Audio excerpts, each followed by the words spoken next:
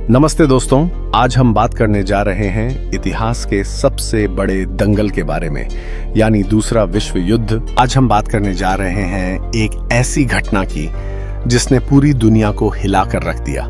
क्या आपने कभी सोचा है कि एक इंसान की महत्वाकांक्षा पूरी दुनिया को तबाही के कगार पर कैसे ले जा सकती है? हाँ, और ये सिर्फ हथियारों की लड़ाई नहीं थी, बल्कि इंसानियत और उम्मीद की जंग भी थी।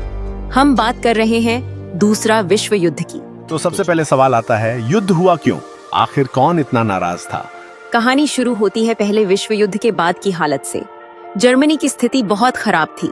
फिर आया हिटलर, जिसने कहा, मुझे एक मौका दो और मैं पूरी दुनिया बदल दूंगा। और उसने सच में दुनिया हिला दी और 1913 में पोलैंड पर हमला करके युद्ध की शुरुआत की। हाँ, और तब सबको लगा, अबे ओ, तू ज्यादा कर रहा है। और फिर दूसरा विश्व युद्ध शुरू हो गया। अब सवाल है, कौन कौन भिड़ा मैदान में? क्या सब दोस्त थे या सिर्फ दुश्मन?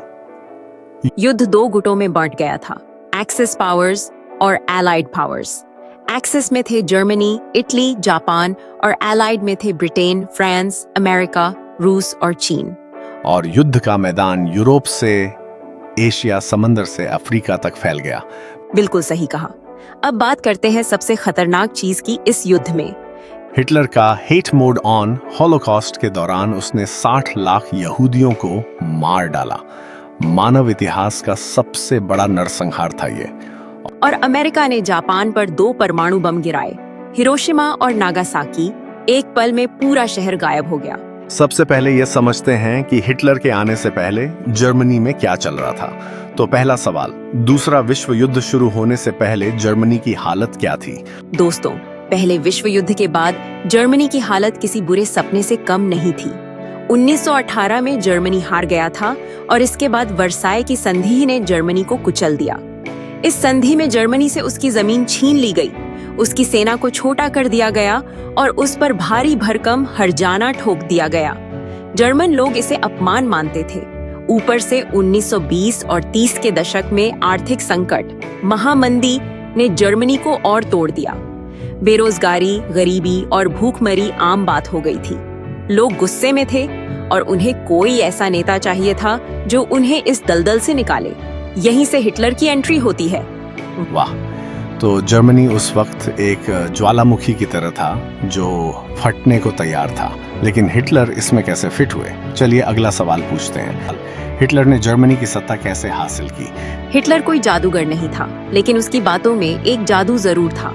वो 1919 में नाजी पार्टी से जुड़ा, जो उस वक्त एक छोटी सी पार्टी थी। हिटलर ने अपनी शानदार वक्तृत्व कला से लोगों को लुभाना शुरू किया। उसने कहा कि जर्मनी की सारी समस्याओं के लिए यहूदी और वर्साय की संधि जिम्मेदार होते हैं। उसने वादा किया कि वो जर्मनी को फिर से महान बनाएगा। 1929 की महामंदी ने उसे और मौका दिया। लोगों का गुस्सा बढ़ा और नाजी पार्टी लोकप्रिय हो गई।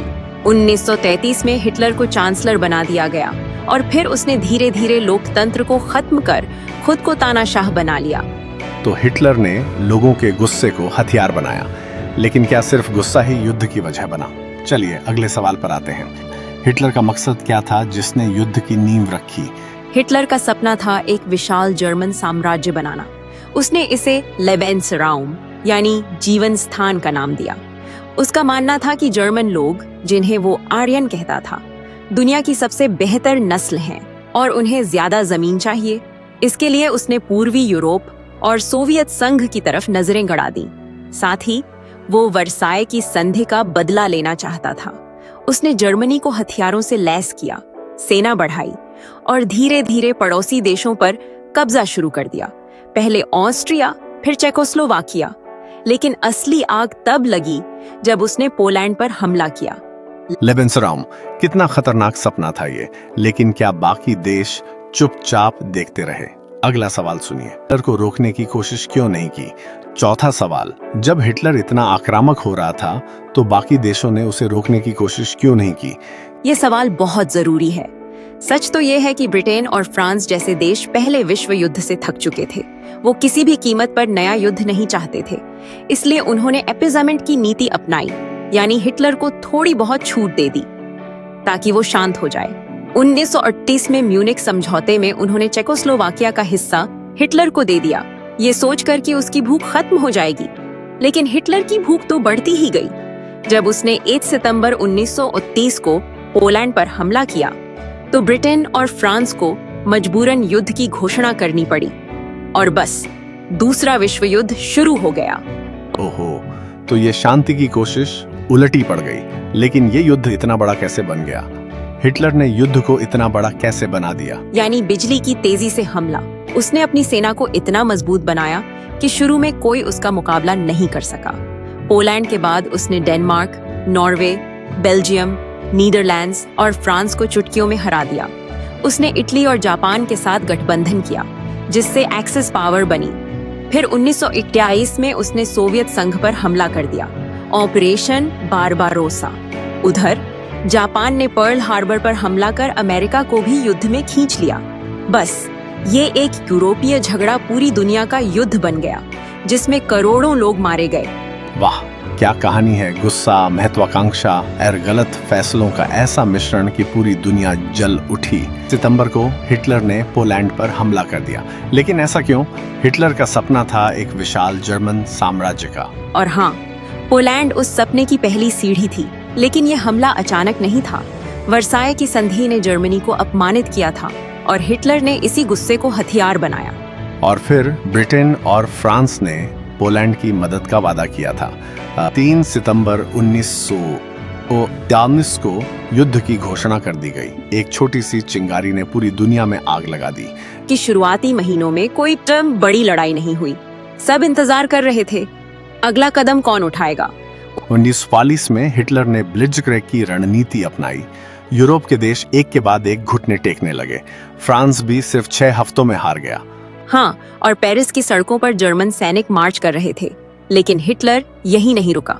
उसने ब्रिटेन पर हमला करने की सोची। बैटल ऑफ ब्रिटेन शुरू हुआ। लुफ्टवाफे ने ब्रिटिश शहरों पर बम बरसाए।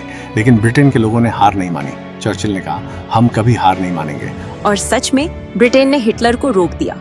लेकिन अब हिटलर का अगला निशाना था सोवियत संघ। ऑपरेशन बारबारोसा शुरू किया 1941 में। सोवियत संघ की ठंड और सेना ने हिटलर की योजनाएं बिगाड़ दी।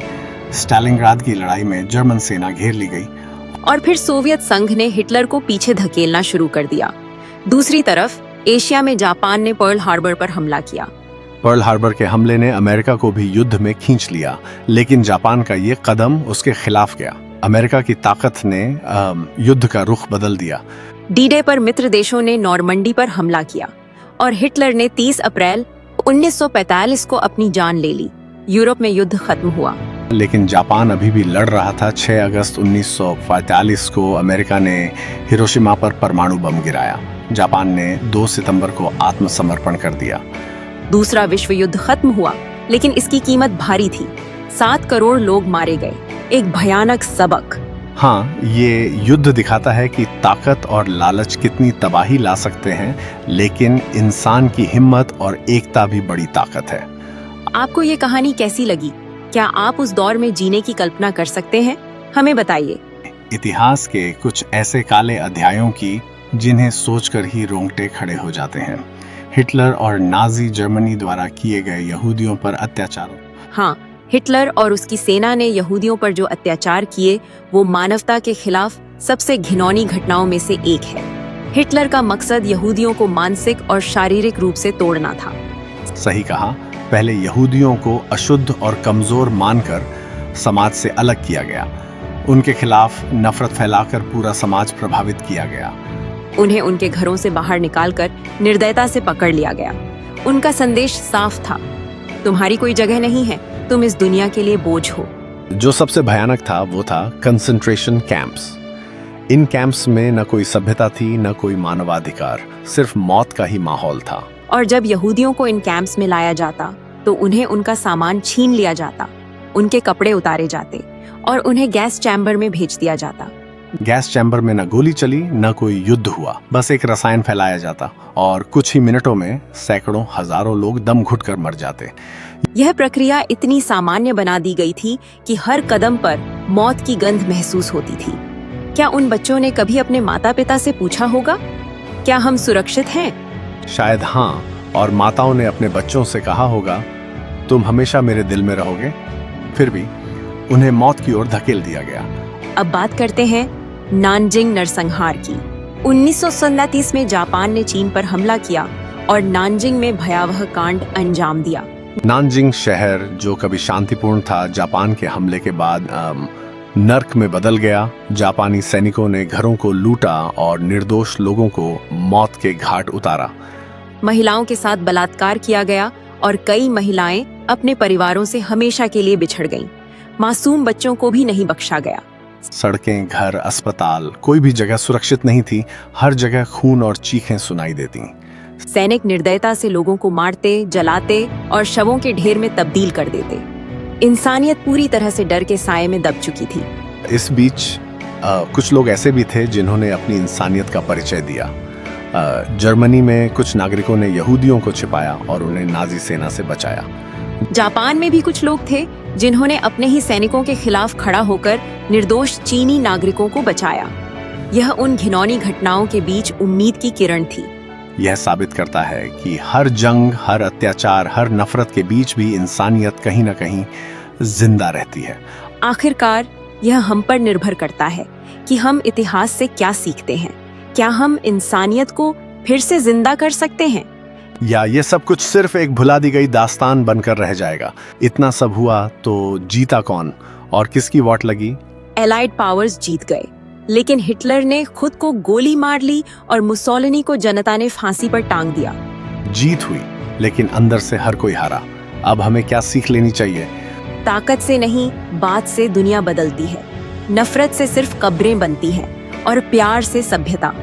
इतिहास ने सिखाया, सुपर पावर बनो, पर सुपर इंसान भी रहो। तो दोस्तों, ये थी आज की कहानी।